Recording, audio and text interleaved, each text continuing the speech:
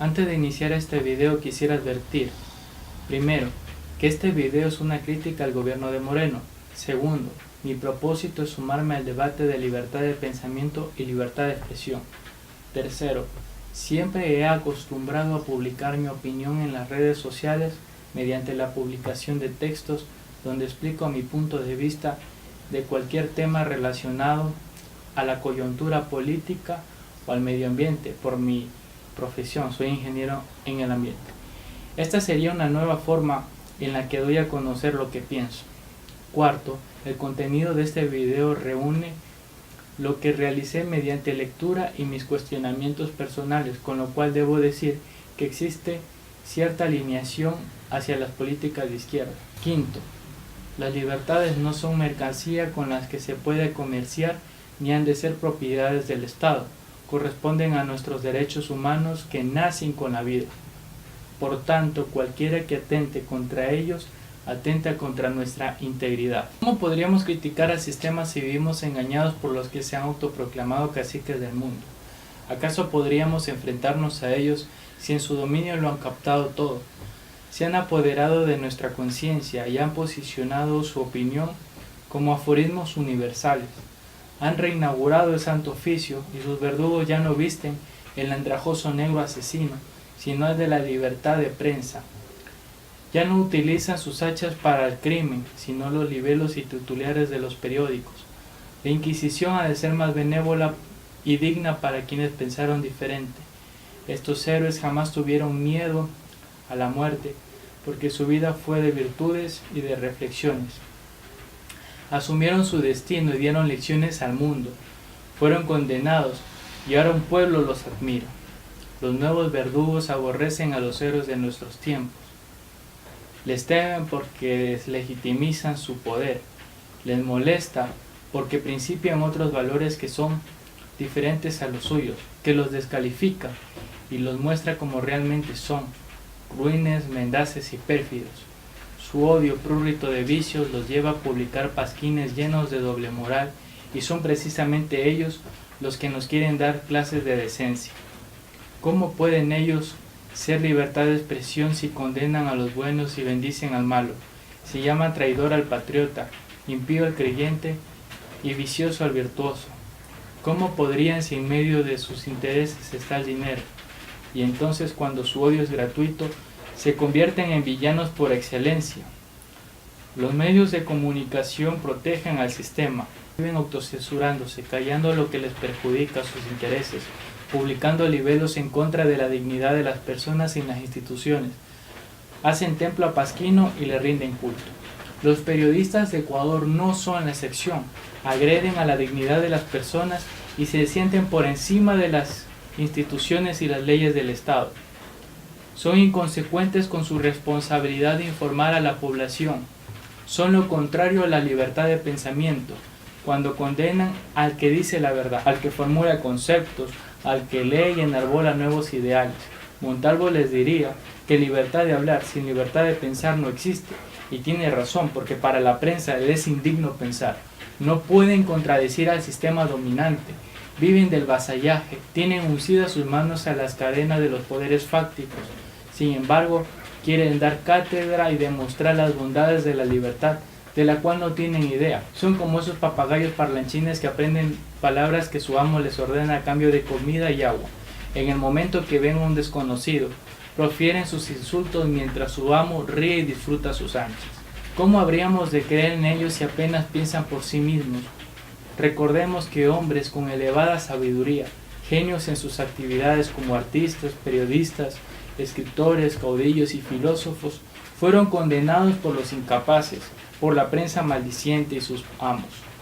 Montalvo sería injustamente perseguido por el poder clerical y sus corifeos. Fue llamado calumniador de profesión, demagogo interesado, escritorzuelo ruin. ¿Quién pudo proferir vituperios contra este hijo de la libertad? Ese que lo dijo insultó a la madre, a la libertad. Él desafió el ignominioso poder y vivió 3 veces exiliado. Murió y subió al Parnaso, desde donde seguirá escribiendo para la gloria de su pueblo. Eloy Alfaro sería otra de las víctimas de la estulticia de sus contemporáneos. Se enfrentó a los desgraciados que reprimieron a su amado pueblo. Empuñó su sable y decidió abatirse en contra de su enemigo. Finalmente acabó con su lacayo, a la mirada expectante y aversiva de los caciques. Pero Alfaro hubo de entender que irían tras de él, que no se lo perdonarían por acabar con sus comodidades. Finalmente fue perseguido y encarcelado, muerto en la hoguera bárbara, desde donde resurgió como ideas que ahora alimentan al ideario popular. Alfaro nos mostró que no peleamos con un hombre, sino con una sombra que lucha al amparo de la oscuridad. Por tanto, las armas son inútiles para vencerlo. Se requiere de la luz de la verdad para cegarlo. Así podríamos discurrir de Jesús, de Sócrates, de Spinoza y de tantos hombres que eligieron la muerte en lugar de claudicar a sus principios. Por otro lado, la prensa ha legitimado a los mediocres, a los viles, a los incapaces políticamente, a esos que no son molestia para el sistema, que se sienten cómodos denunciando y persiguiendo, a esos que no construyen, que no son un ejemplo de principios, que viven holgazanes sin oficio, que no conocen la satisfacción de haber logrado un ideal y que viven en la tierra siendo vasallos. Cuando hay alguien que los atañe, cuando hay alguien que los señala de indignos, se sienten afligidos, titubean, toman decisiones precipitadas y torpes. Entonces, cuando ya no hubo cómo responder a los fuertes argumentos idealistas con sus menguadas galimatías, recurren a los subterfugios de la prensa, que desdeña todo lo civilizador. ¿Qué sería del avance de la civilización sin estos libres pensadores?, se preguntaría José Ingenieros. Lenin Moreno es ejemplo de mediocridad. ¿Qué fuera de ese mendaz lascivo del poder si no fuera por la prensa que lo ampara? ¿Qué sería de un vil sin su hipocresía? Si hay algo en lo que sobresale Moreno, eso en su cinismo y su falta de ética. Mentiroso, compulsivo, sin personalidad. Engañó al pueblo y se burló de él. Traicionó a sus compañeros que lo ayudaron a llegar a la presidencia de la República. Vendió a la patria a los poderes fácticos. Su estulticia insultante mancilló el cargo de presidente, esa dignidad de elección popular que debe ser ocupada por hombres perínclitos, patriotas, que conozcan a profundidad el país, que gobierne con diligencia y probidad y que proteja sobre todo los intereses de la nación y de los de la patria. Pero hay algo más nauseabundo que vivir sin ideales y ser mediocre, y Moreno va más allá de todo eso. La mediocridad es desde todo punto de vista el albañal y la es del pueblo. ¿Cómo alguien puede aceptar ser presidente y destruirlo todo? ¿Cómo alguien quiere ser gobernante y decir que cuenta los días para alargarse o que se come un arroz con huevo y le importa un bledo el país? ¿Cómo alguien decide traicionar a su pueblo mediante arreglos políticos y el reparto? ¿Cómo alguien que prestó juramento ante las instituciones del Estado y sobre la Constitución de la República hoy la viola y la rompe el Estado de Derecho? Y finalmente, ¿cómo alguien como Moreno puede ser visto como demócrata? Solo la prensa puede desgañitarse y defender al actual gobierno con la complicidad de todos los políticos del país agrupados en ese mal llamado diálogo nacional. En estos días el vicepresidente sin legitimidad democrática Otto Sonnenfelsner dijo en la Asamblea Nacional muy airadamente que están listos para iniciar el nuevo proceso de diálogo nacional por la gobernabilidad del país, e hizo hincapié que Moreno hace 2 años tuvo que elegir entre el proyecto político que ganó en las urnas y el del país, y que Moreno finalmente se decidió por el país. Permítanme explicarle a Otto Sonnenfelsner que Ecuador en 2017 eligió la revolución ciudadana más allá de haber votado por Lenin Moreno, y que jamás hubiese deseado tenerlo a él como vicepresidente puesto por una asamblea, o a Trujillo en el Consejo de Participación y Control Social. Si Ecuador hubiese sabido que Moreno era traición, otra sería nuestra historia, pero qué bueno que reconozca que Moreno ya no cumple con el proyecto que venció en las urnas, porque esto es prurito que empuja nuestra causa y que documenta nuestra historia y que servirá para mostrar a las futuras generaciones el ejemplo de servilismo y entrega. Algo que también es importante mencionar son las decenas de videos en donde aparece Moreno contradiciéndose a sí mismo y que muestran el nivel de su cinismo. En la antigua Roma se castigaba a los malos gobernantes con el damniato memoriae, Así, cuando los gobernantes fallecían, el Senado romano eliminaba cualquier registro que recordaba a ese gobernante. Incluso se llegaba a prohibir su nombre. Nosotros que admiramos la cultura romana, deberíamos aplicarlo en nuestro país para eliminar del salón amarillo a todos aquellos gobernantes que mancillaron la república. Ese vil mendaz que transgredió a la patria sin llegar a eliminar también de la memoria del pueblo el tipo de hombres que pueden llegar a ser presidentes.